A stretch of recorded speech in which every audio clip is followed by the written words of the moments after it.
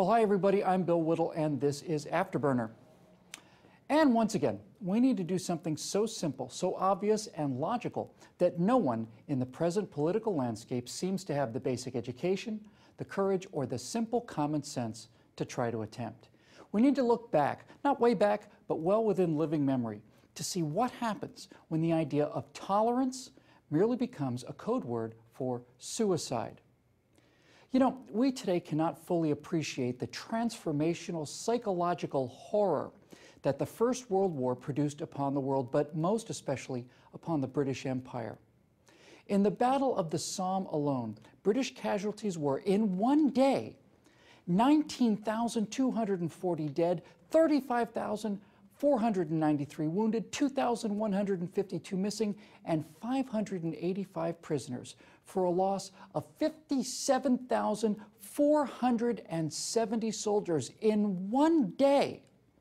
And of course, the Somme was just another abattoir in a war that produced scores of these horrors over 4 heartbreaking years, and which ended in nothing but bitterness, death, horror, and resentment. I think it's fair to say that it shattered the psyche of the British people in a way that they have never fully recovered from. But the lesson we need to draw from this as modern Americans is not about the horror of the battlefield. The real lesson for our times is the reaction of the British political class in the years following the Great War. You see, the revulsion and the shock and the horror of that war produced in the British elites an absolute psychological unwillingness to face such things ever again. They were so mortified by what they'd experienced that they simply refused to see the evidence of 2 decades building step by methodical step, and each new data point pointing ever more certainly towards a conflict that they, with a single magnificent exception, simply refused to face because they'd contracted a terminal case of moral cowardice. As Hitler grew in power, those British and French and American elites refused to see what was plainly before their eyes, namely, that Adolf Hitler and his Nazi party were made of less sensitive, less noble, and less gentle stuff. Hitler's own German generals feared war even more than the French and British generals did, but Adolf Hitler had accurately read the Allied political leadership, and by a series of ever-increasing provocations, he continued to test his theory against their reactions, starting with minor transgressions to outright violations of the Treaty of Versailles, to annexation of territories and then entire countries, then to open shooting war. The British elites refused to see him and his ideology for what they were despite all the evidence. They preached tolerance and understanding. They bent over backward to make the case that they themselves, the victorious allies, were the cause of all of this rising evil. And the result of this weakness, this irresolution, this moral and physical cowardice was the creation of the certainty in the mind of Hitler and the Nazis that the West had become so weak, so morally decadent, and afraid that they would never fight again. That miscalculation led to the greatest disaster in human history. The Japanese made an identical calculation with regard to the Americans and were amazed that we simply did not surrender the Pacific after their attack on Pearl Harbor. No, it is weakness, not strength, cowardice, not courage, and resolute action that start wars. And it was the preaching of tolerance and acceptance of these challenges and intentional provocations by the liberals and progressives of the times that were directly responsible for those wars. And so today, starting 31 years ago, a totalitarian Iranian theocracy committed an act of blatant warfare against the most powerful military force in the world. They had bet on the weakness of the American president, Jimmy Carter, and the post-Vietnam weariness and disgust of the American people. The storming of the American embassy in Tehran brought them not overwhelming military response, but, like the British and French reactions to Hitler 40 years earlier, simply strongly worded diplomatic letters and behind-the-scenes sympathy for the so-called injustices they'd endured. The hostages, which had been held for 444 days as a banner of American weakness, were returned within hours of the election of a new president, perceived to be cut from somewhat stronger cloth. Now, since then, that radical Islamic philosophy, Shia terrorism exported throughout the world by Iran, and Sunni terrorism called Wahhabism, advanced by our good friends the Saudis, has been at war non-stop, not just with America in Kuwait and Iraq and Afghanistan, but in perpetual attacks against Jews in Israel, at war with Russia in Chechnya, at war with Hindus in India in the Kashmir, at war with African animists and Christians in Darfur and throughout the rest of Africa, at war with Buddhists in Asia, at war with the Chinese, with the Uyghurs, fomenting rebellions in South America, and so on. For the last 30 years, jihadi elements have pushed and pushed and pushed against the strength of their enemies and found, in Europe certainly, no strength at all. None. No demand is too outrageous for the progressives to cloak their fear and their refusal to confront a violent enemy as tolerance and respect for the very principles and actions that are antithetical to what they once held as irreducible core beliefs, back when they actually believed in something.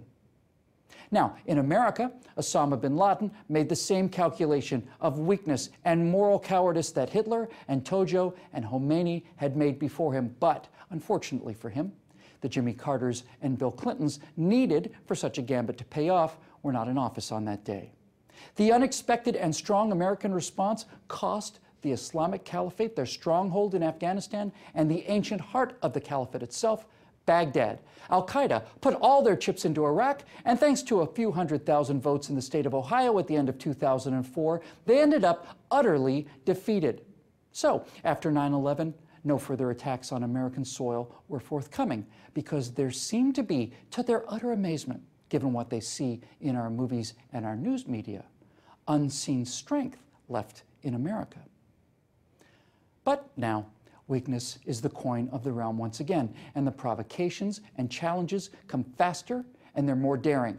Bombers on airplanes, bombs in Times Square, massacres at army bases by Muslims in American uniforms. And in the aftermath of all of these, we are lectured that we need to be more tolerant, more understanding. We need to make more concessions and make more apologies.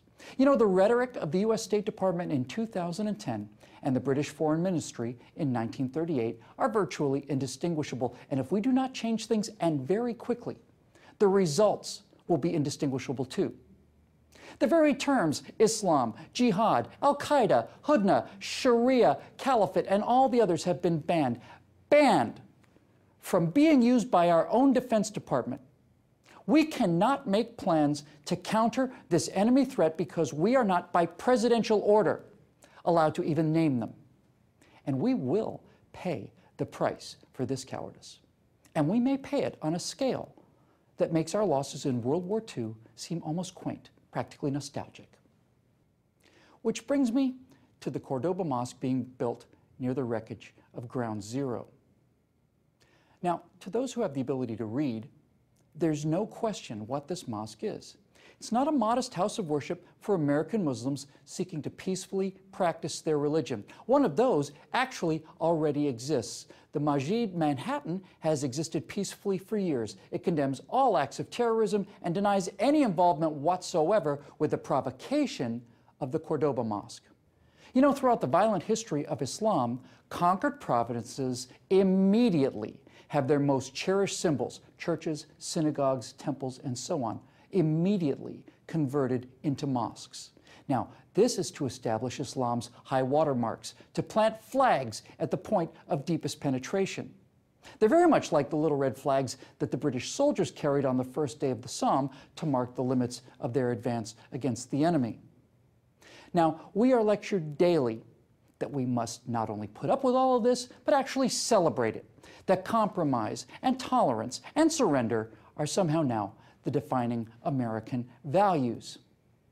This mosque is being funded by foreign money. Its so-called moderate leaders have proven radical ties, and it will eventually be the pulpit for the Islamic takeover of America in the same way that trophy mosques in London and Paris and Oslo and Copenhagen and Berlin and all the others are. So the question is simply this: Is this a genuine house of peaceful religious worship, a place of mutual respect and tolerance to grow greater understanding, as we've been told, or is it something else?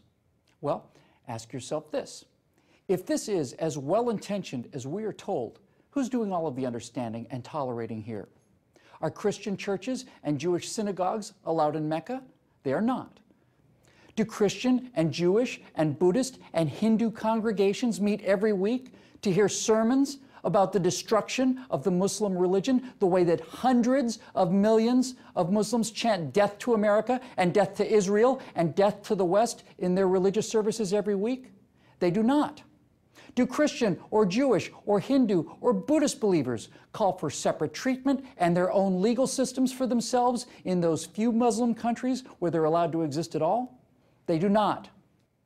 Tolerance, as it's being sold to us, is exclusively a one-way street, but a tolerant society is one that works both ways. Truly tolerant, moderate American Muslims would understand the pain and the provocation that this mosque generates among their fellow citizens, and if they genuinely believe in the mutual respect and understanding that they claim to want to create, why would they begin with such a poke in the eye to the people that they claim to want to improve relations with? American Japanese citizens did not insist on a Shinto shrine on the banks of Ford Island overlooking the wreck of the USS Arizona in Pearl Harbor, because that is what mutual tolerance looks like. Giving up everything at every turn to people who give up nothing in return and whose response to charity and decency is merely to increase the outrageousness of their demands is not tolerance, and it's not decency, and it's certainly not moral superiority. It's not the highest ideals of the American character. It's cowardice. It's the unwillingness to face a threat proclaimed by loudspeakers all across the world every single week. It's the moral weakness to face the fact that for every ideology in the world, there is an opposing one that wishes for, plans for, prays for, and eventually executes its destruction.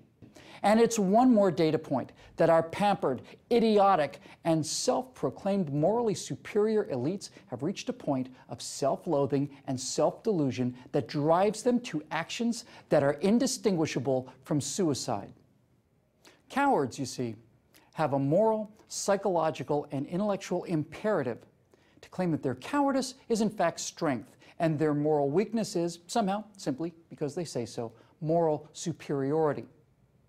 But those of us who still know the difference between mutual tolerance and compromise versus unilateral concession, surrender, and suicide, well, we have very little time left.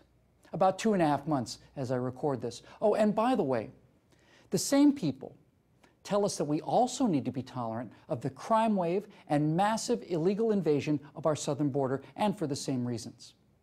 Remember that in November, because, my friends, we are running out of time.